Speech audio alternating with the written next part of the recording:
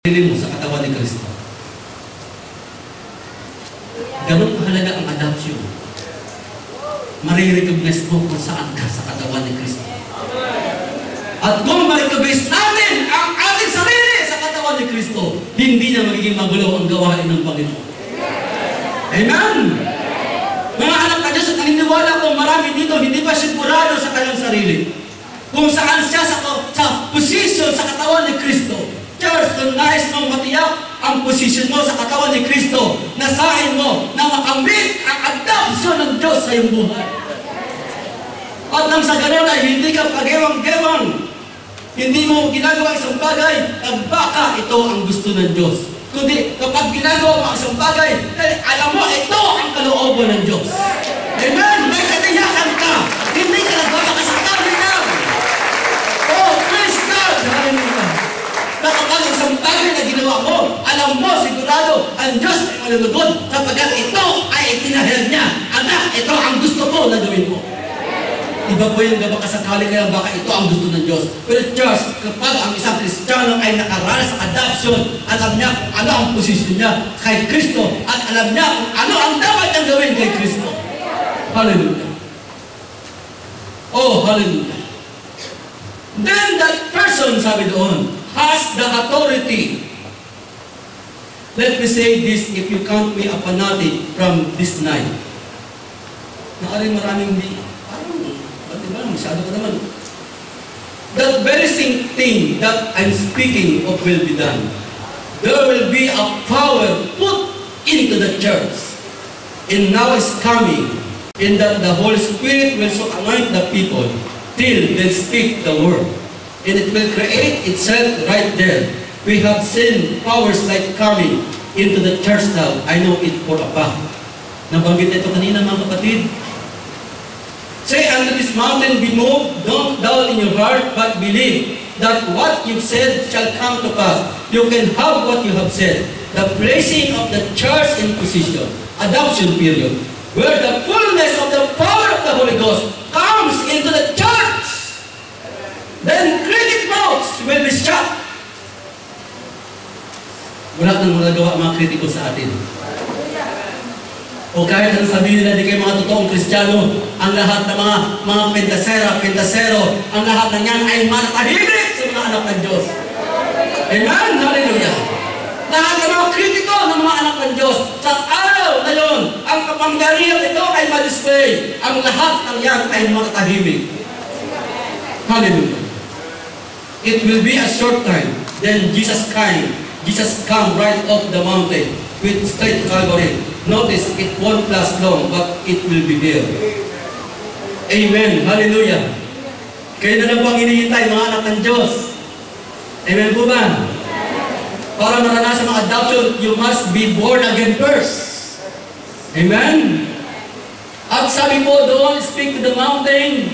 Sabi niya, I believe that the Church of the Living God is moving into a sphere, into an area now that's going to shake the whole world.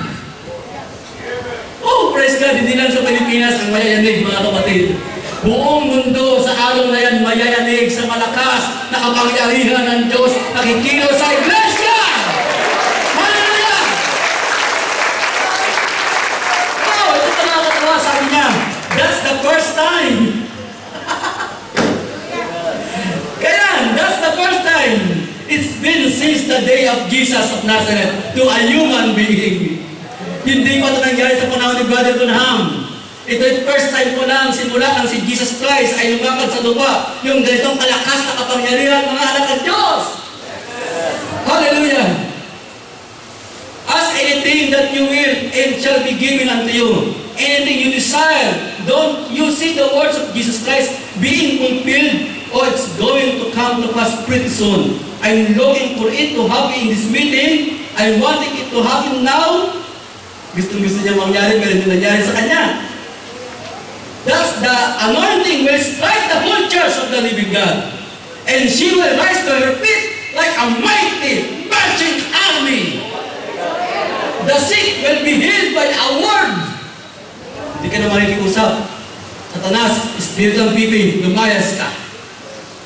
Sa salita lang, gagaling ang may sakit, mga kapatid. Hallelujah.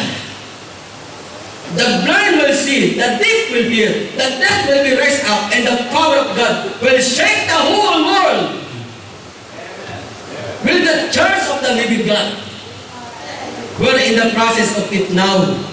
Na kayo yung mga anak ng Diyos. Kayo ang mga kandidato dito. Amen po ba? Huwag na po tayo pakupad-kupad, mga anak ng Diyos. May nakalaan na isang nakirang paggawa ang Diyos. Sabi nga ng prophet, kung ma-recognize na ng bride kung sino siya, lisin sana makapangyarihan na siya ngayon. Amen? Kung ma-recognize na kung sino kayo, sabi niya, lisin sana powerful po na ang church ngayon. Oh, hallelujah. So mga anak ng Diyos, we're in the process of it now. I believe it soon come to pass. I believe it will be just exactly the way. I believe it's going to strike the church of God soon. It's going to start a revival that shake the world. I believe it. Angel of God, sa quotation na yung mga kapatid. But if the full gospel people would come one heart and one accord. One heart na ba tayo? One accord na ba tayo? Mangyayari lang ito kapag ang pag-ibig ng Diyos ay kumilos na sa atin ng mga gusto. At doon sa adoption period, mararanasan natin ang pag-ibig na totoo. At kapag nangyayari ito mga anak ng Diyos, ng mga anak ng Diyos, one heart and one accord, wala nang maramot, wala nang kami-kami, inyo-inyo, there will be a revival that would shake the whole world. Kaya hindi pa pwede sabihin ako taga Dasma, kayo taga San Pedro, bahala kayo sa buhay niyo. Inyo-inyo, amin-amin. Hindi po tayo makakaranas ng pagkilos ng Diyos. Isang pamilya lang tayo mga kapatid. Amen po ba? Bagamat may iba-iba tayong mga local church, pero isa lang tayo sa Panginoon. Huwag tayo mag-convince ng kanya-kanya. Convince tayong isa, mga kapatid. Amen! Hallelujah! Oh, hallelujah! Well, hanggang makapatak tayo, wala tayo mararanasan na great revival, great ministry. So, in araw na ito, na mag-shake sa buong mundo.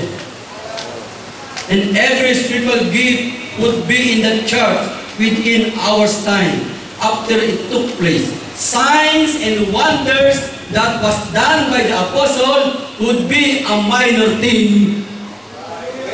Amen? Hallelujah! Praise God! Sa araw na yun, ang mga ginawa ng mga apostol, minor lang yan. Tayo ang major.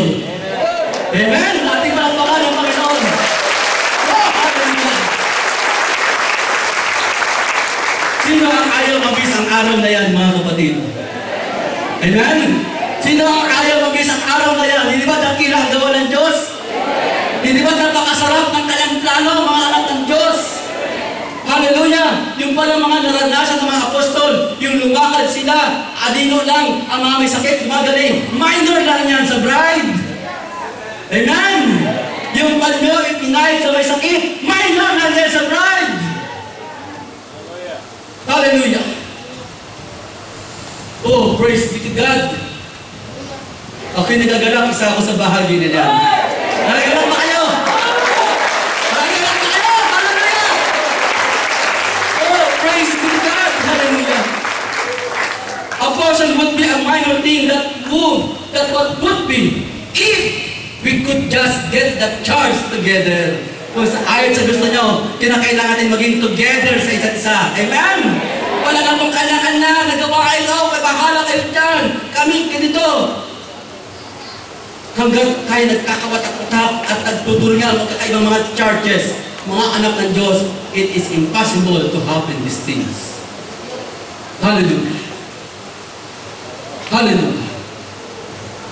It may be after I pass of the sin. Sabi niya, it's got to happen, it will happen, it may be after I pass of the sin. Sabi niya, but I want to put my word in this, that you might know that my voice is this. Gusto niya sabihin ito, mga anak ng Diyos. Sa angel of God, sabi niya, "O Christian people, bind yourselves together with one heart, one accord, for God cannot no more send the gift to the church while the church is separated." Amen po ba? Ang hirap ng isa dapat madama ng isa, mga kapatid. Tama na yun, mga bigi-bigihan. Sakit ang kaligkingan, sakit ang buong katawan. Amen! Kung ang kaligkingan ay sumakit at di madama ng paa, manhid yung paa na yun. May diferensya sa buhay niya. Hindi makadaloy ang dugo. Hindi makadaloy si Kristo. Bakit? Sapagkat manhid, may problema, may diferensya. Hallelujah! O mga kapatid, sa pagkilos ng Diyos na ito, wala pang una-una rito. Kung gusto natin itong maranasan, magsama-sama tayo lahat. Amen? Hindi po ito, mga kapatid, yung isang church, mauna sila, tapos yung ikalawang church susunod, pagkatapos yung pangatlo, hindi po ganun, mga kapatid. Kung nais nating maranasan ito, tayong lahat dapat magkasundo. Amen? Hallelujah! What will happen to us if we already receive the adoption in our life? Doon mo palang maunawa ang iyong posisyon kay Kristo. So dapat kung natin maranasan ang karanasan ito, new birth and adoption. Sabi po ng John chapter 1 verse 12, ano po ang sabi mga kapatid dito? Ang mararanasan ng isang Kristiyano sa adoption period ay pagtanggap ng kapangyarihan. Amen? Pagtanggap ng kapangyarihan, mga kapatid. Meron ng kapangyarihan kumikilos sa atin, pero hindi ganun kalakas, mga kapatid. Pagtanggap ng kapangyarihan, datapot ang lahat na sa kanya nagsitanggap, pinagkalooban niya sila ng karapatang maging mga anak ng Diyos. O sa English ay to them give power. He gave him power to become the sons of God. Ang pinapakita po ito mga anak ng Diyos ay pagtanggap ng kapangyarihan.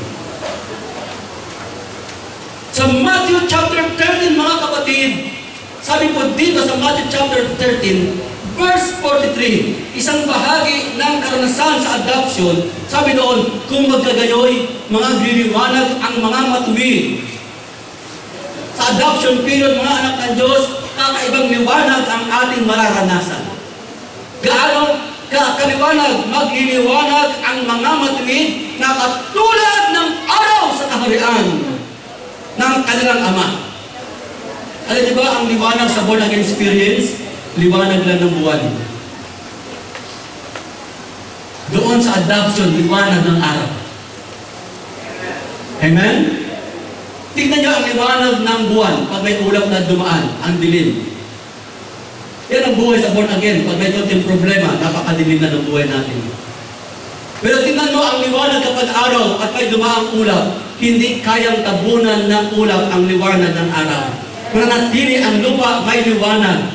Kahit may humahadlang sa araw, mga anak ng Diyos. At ganon ang kalagayan ng isang Kristiyano kapag siya ay nasa adoption period, walang problema na makakadaig na sa kanya. Walang suliranin na makapagigiba sa kanya. Kahit anong pilit ng Diablo na ikay tapunan ng kadiliman, hindi manaig ang kadiliman sa buhay mo. Pero kung ikaw ay nakaranas ng born again experience, kunting sakit, madilim na buhay mo. Nawala ng trabaho, madilim na buhay mo. Kunting problema ng madilim na ang buhay mo. But church, mga anak ng Diyos, ito ang dahilan kung bakit kinakailangan nating maranasan ang adoption period.